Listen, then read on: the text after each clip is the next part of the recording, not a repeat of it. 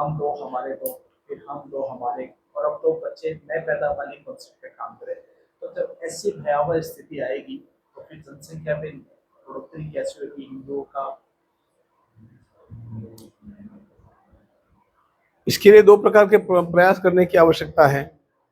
एक तो हमारे समाज में इस प्रकार का जागरण करने की आवश्यकता है कि हम अपने बालकों को लायबिलिटी न समझते हुए उसको एसेट मान करके और बालकों का जन्म होने के लिए हम लोग अधिक सुविधाएं उपलब्ध कराएं।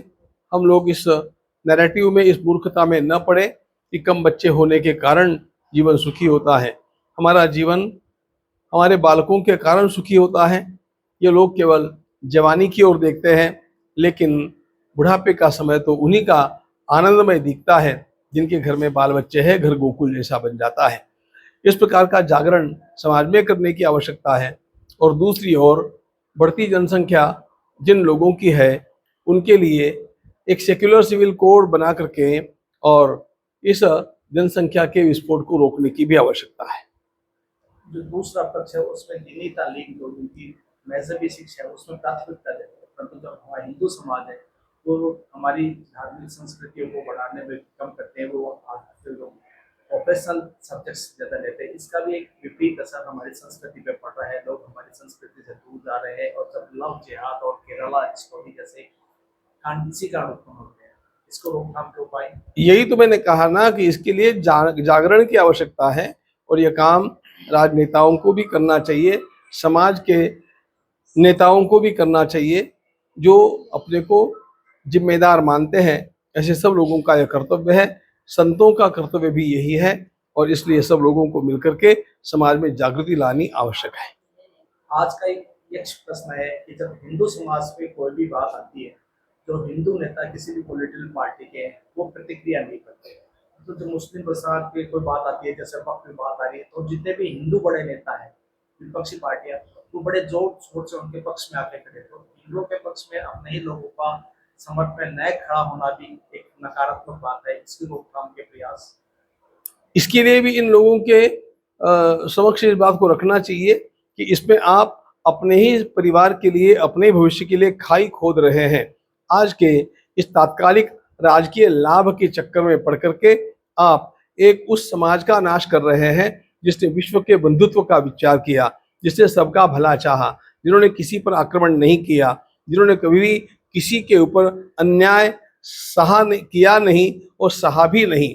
ऐसा एक समाज हिंदू समाज है जो स्वयं स्वभावतः सेक्युलर है, धर्मनिरपेक्ष ही है और पंथ निरपेक्ष है। और ऐसे समाज के रहने के कारण ही हमारी यह जनतांत्रिक व्यवस्था बनी हुई है। जिस दिन यहाँ पर हिंदू अल्पमत में आएगा, जनतंत्र भी समाप्त हो जाएगा, न्याय भी समाप्त हो जाएगा। इसको ध्यान में रख करके इन नेताओं को भी सीख देने की आवश्यकता है। सावरकर जी कहा करते थे कि मुझे इस्लाम से डर नहीं है, ईसाइयों से डर नहीं है, मुझे उन हिंदुओं से डर है जो हिंदुत्व के विरोधी होकर के उसके लिए काम करते हैं। जो कल आपने स्कूल का उदाहरण दिया था, आप क्या उन दूसरे समाज से सदा सहिता, दयालुता या सद्भावना की कोई अपेक्षा रखते हैं कि वो हिंदुओं के ऐसा है जिस समाज की बात आप करते हैं, संपूर्ण समाज कोई खराब है ऐसी बात हम कभी नहीं कहते हैं। मैंने राम जन्मभूमि के इस प्रसंग में भी अनेक बार हमारे मुसलमान भाइयों से बहुत सहयोग पाया है। उन्होंने उसके लिए बहुत दान भी दिया है और उसके लिए आपने देखा होगा मंदिर बनने के पश्चात पैदल यात्राएं निकाल करके वो लोग सैकड़ों की संख्या में जाकर के वहां पर पहुंचे हैं। लेकिन यह बात आम मुसलमान समाज की है।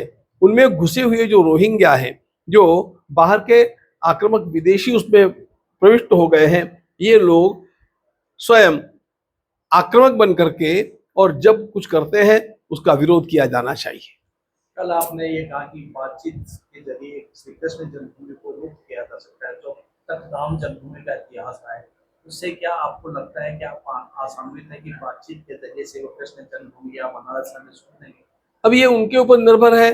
हमने प्रार्थना की है कि हमने सर्वदा ये बात कही है कि 3 स्थान हम लोग चाहते थे, उसमें से 2 रह गए हैं। वो शांति के साथ उसको प्रदान कर दे, अथवा न्यायालय तो अपना काम करने वाला है। जैसे न्यायालय से राम जन्मभूमि का प्रश्न सुलझ गया, उसी प्रकार ये सुलझ जाएंगे। समग्र हिंदू समाज के लिए आपका कोई संदेश? समग्र हिंदू समाज के लिए मैं यही कहूंगा कि आपको अपने धर्म के ऊपर अडिग निष्ठा निर्माण करनी चाहिए और वह अपनी अगली पीढ़ी में भी प्रदान करनी चाहिए। हम लोगों को सुरक्षा का विचार सर्वदा करते रहना चाहिए और संख्या बल के महत्व को भी जानना चाहिए। हमारे संस्कार अगली पीढ़ी में पहुंचे, धर्मनिष्ठा प्रखर हो और भारत राष्ट्र को लोकतांत्रिक राष्ट्र के रूप में विकसित राष्ट्र बनाने के लिए हिंदुओं को समर्थ होना अत्यंत आवश्यक है। वह कार्य उनको पूरे पूरे अपने मन को बना करके और जन का सहयोग लेकर के करना चाहिए।